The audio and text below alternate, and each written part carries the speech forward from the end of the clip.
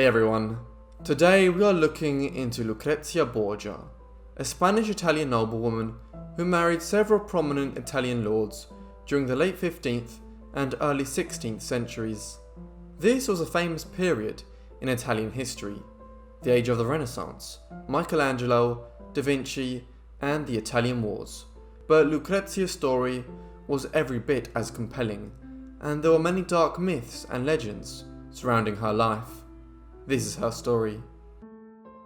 Lucrezia Borgia was born on the 18th of April 1480 at Subiaco, which was then a town outside Rome, but which is a suburb of the Italian capital today.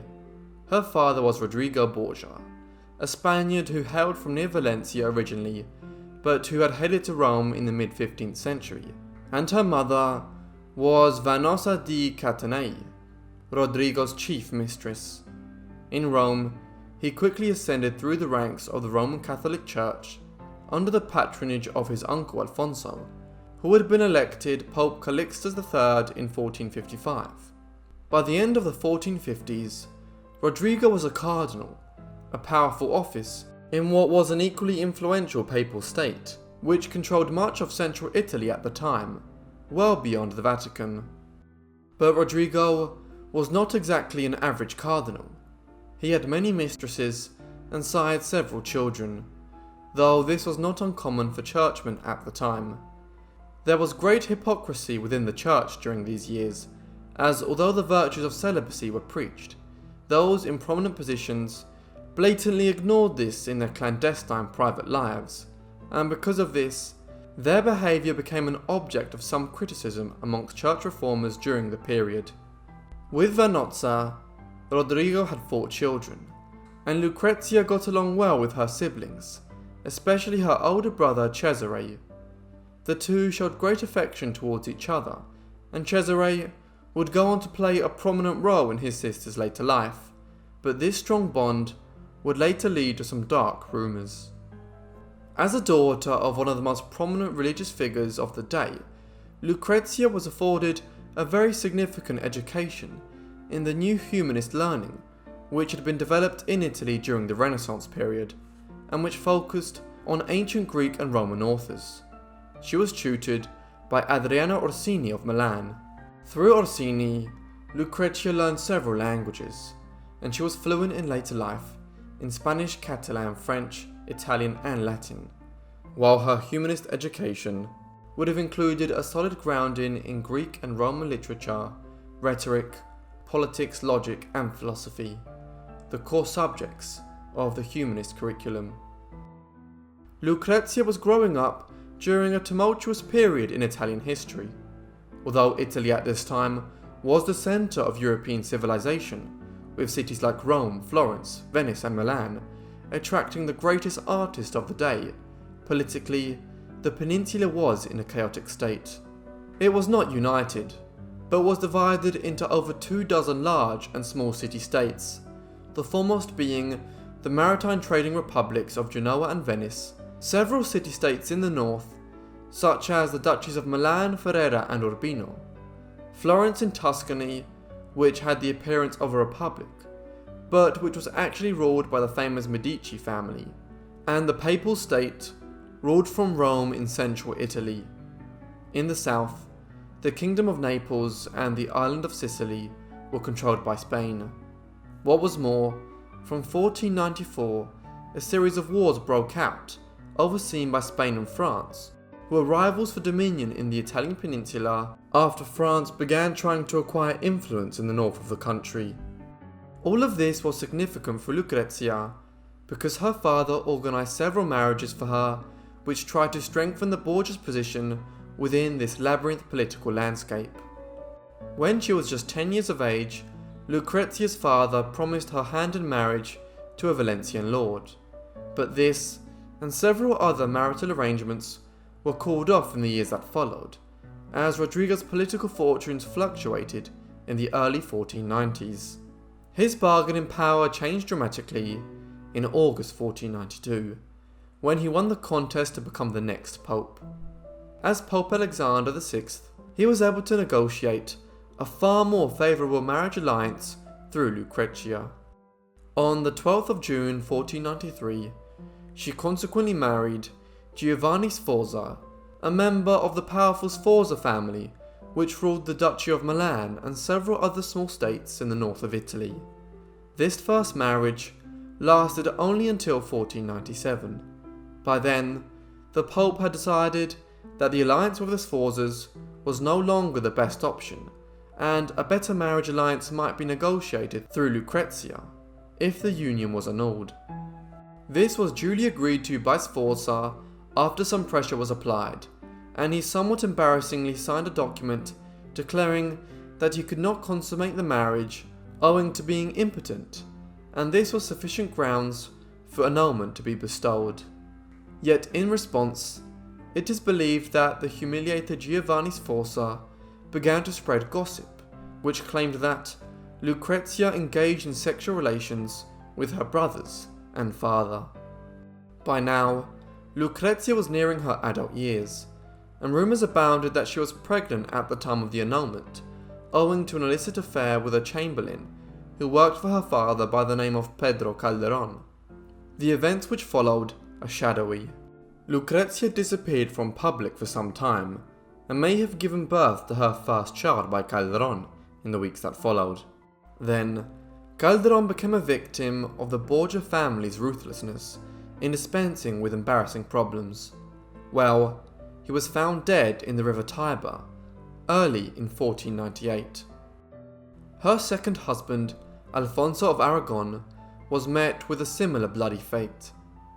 Alfonso was a cousin of the Spanish royal family, having descended from the royal family of Aragon, the king of which was Ferdinand of Aragon, one of the two monarchs of Spain in the late 15th century, along with his wife Isabella. Lucrezia's marriage to Alfonso in 1498 was part of her father's decision to temporarily back the Spanish in the Italian wars, but the marriage would only last as long as Pope Alexander's diplomatic realignment. Despite it being a good match, as both were the same age and were even said to have fallen deeply in love, in the year 1500, the Borgias decided to begin supporting France again. Thus, the Borgias needed Alfonso gone, and he quickly showed up dead as well in Rome.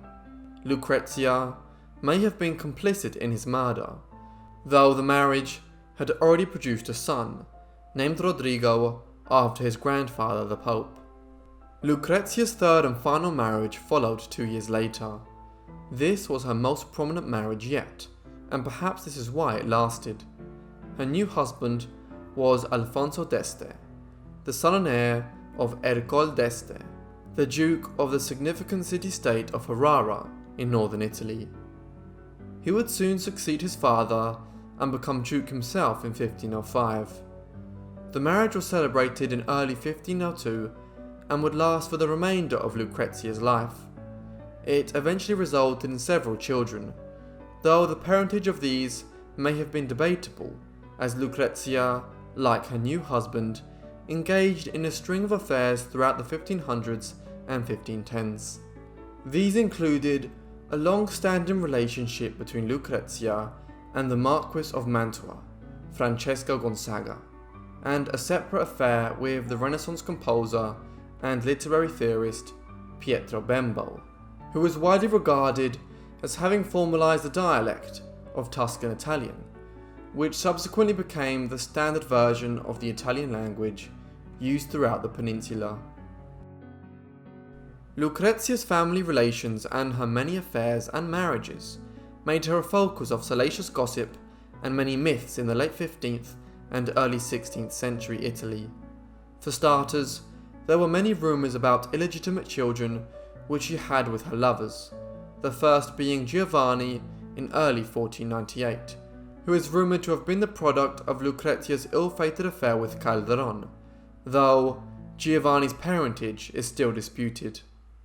Additionally, accusations of an incestuous relationship with her brother, Cesare, abounded during her lifetime, particularly so after her second husband was murdered in Rome in 1500, and Cesare was widely suspected of having ordered the murder. It is though unlikely that this had anything to do with some bizarre lover's jealousy, but was rather owing to Cesare's political activities at the time. Lucrezia's brother had acted as their father, the Pope's general, in extending the landed territory of the Papal State in central Italy during the late 1490s, and his decision to kill Alfonso of Aragon in 1500 was a purely political decision to do with the papacy's diplomatic realignment and alliance with France at this time. Lucrezia also developed the reputation of being a femme fatale herself, one who seduced men at will and who could poison them just as easily. She was rumoured, for instance, to wear a hollow ring which opened to allow her to pour poison into her unsuspecting victims' drinks. A notorious incident she was said to have been involved in was the Banquet of Chestnuts, a party thrown in Rome on the 30th of October, 1501. Here Lucrezia, her brother Cesare, and their father, Pope Alexander, were said to have been involved effectively in a borderline orgy involving some of Rome's nobility and dozens of the city's courtesans. There is only one account of the banquet, by the master of ceremonies at the papal court of the time, Juan Bouchard, and it is now assumed that the story was possibly entirely invented to smear the Borgia family name. It is possible, though, that Lucrezia was neither a femme fatale or even particularly scandalous in her love life than any other aristocratic lady in late Renaissance Italy. There is no doubting that she was considered especially attractive by contemporaries, but her good looks need not necessarily have resulted in any particular sordid behaviour. Rather, she seems to have been stigmatised owing to her family's rather dubious actions in the 1490s and 1500s. Her father, the Pope, had several mistresses, and encouraged his son to carve out his own kingdom in central Italy, using the resources of the Holy See of Rome to do so. And Cesare was the most notorious of Renaissance lords, who cast central Italy into chaos in the 1490s, and was reputedly a large influence on Niccolo Machiavelli when he set about writing his notorious political treatise, The Prince, some years later. Lucrezia's adult life was spent at the Este court in Ferrara, where her third husband became duke in 1505. As noted, she engaged in a string of affairs, though this was hardly unusual by the standards of late Renaissance Italy. This was complicated by one of her lovers, Francesco Gonzaga, having contracted syphilis around the time of, or shortly before their affair, a sexually transmitted disease which had arrived with devastating consequences to Europe in the late 15th century following European contact with the Americas. Though it is easily treated today with antibiotics, in the early modern period it slowly devastated the body, beginning with a rash around the genital region, then spreading further around the body, and finally leading to deformities and often the collapse of parts of the body, such as the nose, if the disease lingered for months or years. Yet Lucrezia did not apparently contract the disease from Francesco, which women are less prone to. Her father, Pope Alexander, died in August 1503. He was a curious man who was a ruthless Renaissance prince that broke all of the rules associated with his office, but who was remembered fondly by some of the other popes of the time. With his position weakened following their father's death, Cesare began to lose control over some of the territories in central Italy, which he had conquered in the 1490s. He was eventually arrested by King Ferdinand of Aragon and transferred to Spain in 1504.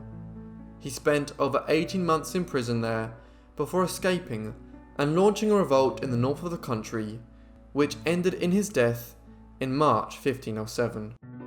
Thus, within a few years in the 1500s, Lucrezia went from being the daughter of one of the most powerful families in Italy to being an isolated figure descended from the fallen house of Borgia. She had at least 8 children, the legitimacy of which was questionable, and perhaps as many as 10, depending on the parentage of 2 others. However, she also had several difficult conceptions and miscarriages during the 1500s and 1510s, and in the end, it was this turbulent natal history which led to her death. On the 14th of June 1519, she gave birth to a baby girl, who was christened Isabella. It had been another complicated pregnancy for Lucrezia, and this time she never fully recovered. She fell ill after birth, and despite improving for a few days in the week that followed, she worsened and died on the 24th of June at the age of 39. She was buried in the church of Corpus Domini in Ferrara, the last major figure in the turbulent Borgia dynasty, which had been so prominent in Italy since the mid-15th century. Lucrezia has been one of the most widely studied women of early modern Italy ever since her death. For instance, in 1833, the great French writer Victor Hugo scripted a stage play named after her, retelling a version of her life, while in the 20th and early 21st centuries, she is featured in numerous books, films, television series, and even a video game. In these, many of the rumours which surrounded her during her lifetime have featured prominently. Thank you everyone for watching this video on Lucrezia Borgia. I hope you enjoyed. If you did, be sure to leave me a like and a comment down below. And if you're new, why not subscribe? I hope you guys have notifications turned on so you get all my videos as soon as I upload them. If you have any comments, leave them down below, and if you have any suggestions, also leave them down below. And yeah, that's all from me, so I'll see all of you in the next Forgotten Life. Thanks.